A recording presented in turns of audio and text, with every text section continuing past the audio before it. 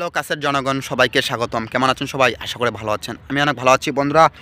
আজকে আমি আপনাদের মাঝে রিভিউ করব নাটার গুরু মুভিটি আপনাদের মাঝে আজকে রিভিউ করব। আপনাদেরকে পর থেকে অনেক ভালো লাগবে বন্ধুরা। এই মুভিটির রিভিউ আপনারা জানতে চাইলে আমার ভিডিওটি পুনরায় দেখতে থাকুন বন্ধুরা। ভিডিওটি পুনরায় দেখতে থাকুন, ভিডিওটি কেটে কিংবা স্কিপ করে দেখবেন না বন্ধুরা। ভিডিওটি কেটে কিংবা স্কিপ করে দেখলে কী হবে, ভিডিওর মাঝখানে শেষে প্রথমে কোথায় কী বলতেছে আপনি কিছু বুঝতে পারবেন না।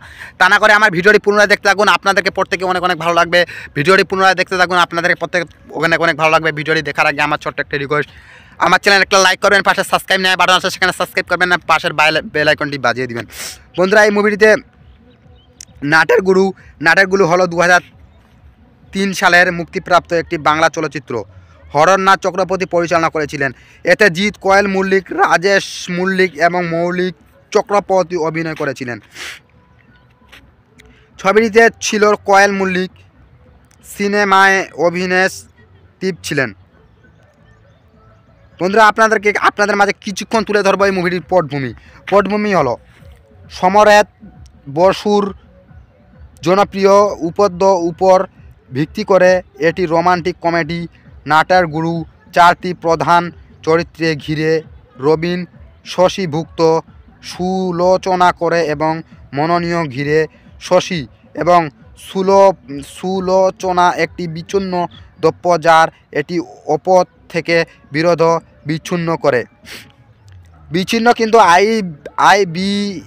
বিবাহীর হওয়ার বিচ্ছিন্ন হয়ে ভুল বোঝাবুঝি, অংশগ্রহণ এবং উদ্যোগ ক্ষমতা পরিকল্পনার বা ধারণা থেকে 15 বছর পর সুচলনা একটি বিনোদন টাইকুল আর শশীভুক্ত একজন মূল্যবান ব্যক্তি ছিলেন।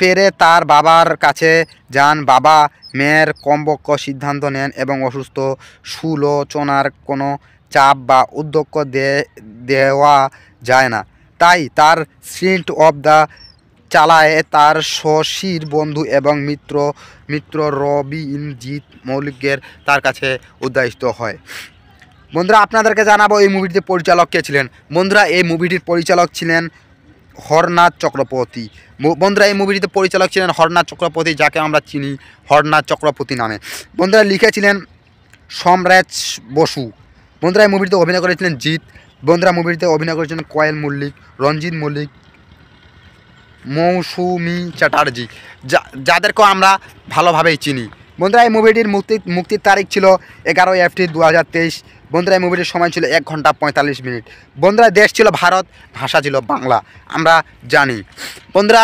ভিডিওটি ভালো লাগলে আমার চ্যানেল একটা লাইক করবেন, পাশে সাবস্ক্রাইব নেয় বাটন আছে সেখানে সাবস্ক্রাইব করবেন, পাশের বেল আইকনটি বাজিয়ে দিবেন বন্ধুরা। ভালো থাকবেন, সুস্থ থাকবেন, ধন্যবাদ।